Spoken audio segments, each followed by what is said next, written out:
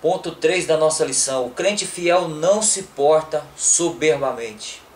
Olha que coisa interessante. É bíblico. A motivação do discípulo do Mestre está em servir ao Senhor com o coração íntegro e sincero diante dos homens. João capítulo 13, versículo 34 ao 35. O tópico 2 da nossa lição. Não fomos chamados para a fama. Ponto 1.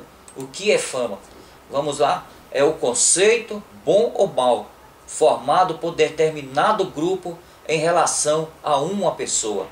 Então veja que é um conceito bom ou mal que certas pessoas ou grupos se formam em relação a uma pessoa. Hoje, quando se quer fazer alguém famoso, principalmente quando tem um poder aquisitivo bem tranquilo, isso é muito fácil. Porém, na vida espiritual, se você quer ser alguma coisa, vai para a oração, para o jejum, para a leitura da palavra de Deus. Por certo, Deus, através do Espírito Santo, te glorificará, te exaltará para louvor do seu nome, desde que tudo o que fizermos, façamos para a glorificação do seu santo nome. O ser humano criado por Deus foi feito para a fama? É uma pergunta, uma sequência de perguntas que o pastor Eliezer coloca aqui no ponto de número 3. O homem como centro das atenções é algo cristão? Uma classe de privilegiados e outra de meros coadjuvantes é projeto de Deus a sua igreja? Desenvolver o poder de influência política e midiática, segundo as categorias deste mundo, é expandir o reino de Deus? Veja que estas 4 perguntas colocadas na nossa lição devem ser refletidas por nós. Fama,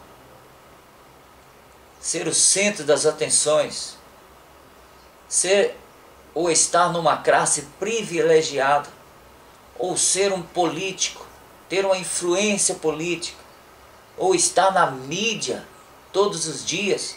Será que isso é a razão para que o reino de Deus venha a ser expandido? Reflita sobre isso nesta manhã. Pense sobre isso. Porque a Bíblia responde isso da seguinte forma: mas se tiver de falar em mérito, realmente prefiro então referir-me àquele que diz respeito antes à minha fraqueza. O Deus e Pai de nosso Senhor Jesus Cristo, louvado seja para sempre, sabe que não minto. Veja que o apóstolo Paulo nos instrui. Ele responde todas essas perguntas que pastor Eliezer colocou no ponto 3 da nossa lição. Se tiver que falar em mérito, realmente prefiro então referir-me àquele que diz respeito antes à minha fraqueza. Olha a resposta. O Deus e Pai do nosso Senhor Jesus Cristo deve ser sempre louvado na nossa vida. Posições pode ser bom, mas desde que elas não nos façam esquecer da nossa chamada em relação ao reino de Deus. O cristão motivado contamina os outros com sua motivação. Ele é como o braseiro quando recebe o carvão. Em pouco tempo o carvão se transformará em brasa. Me lembro que essa questão é muito importante. Se nós estivermos perto de alguém que nos estimula a ser bem-sucedido, a ter êxito em algumas atitudes na nossa vida, nós vamos ser contagiados e vamos estar fazendo exatamente aquilo que nós recebemos como instrução.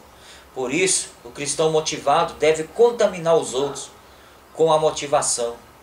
Deve ser o braseiro, para que quando as pessoas fracassaram se aproximar de nós, receba o calor espiritual para poder desfrutar de uma vida abundante, como você e eu desfrutamos pela misericórdia de Deus. Eu coloco aqui que precisamos contaminar nosso irmão ou nossa irmã, nosso colega de trabalho, nosso vizinho, etc., com o nosso entusiasmo, pois sabemos que a salvação do mundo está em Cristo Jesus, nosso Salvador. Eu coloco aqui mais um exemplo, né, um videozinho de estímulo pessoal.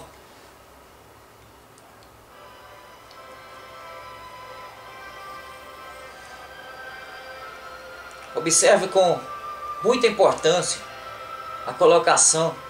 É um filmezinho curto, mas está falando sobre a natureza. Mais uma vez, a natureza nos revela toda a sua sabedoria.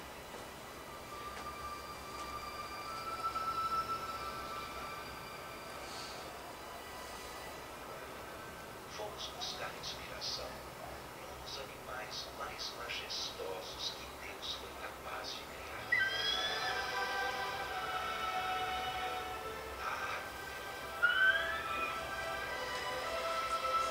Veja o exemplo da águia. Esse filmezinho vai revelar a motivação que essa pequena ave ou esta grande ave nos traz. Mas para chegar a essa idade, na metade da sua vida, ela tem que tomar uma séria e difícil decisão.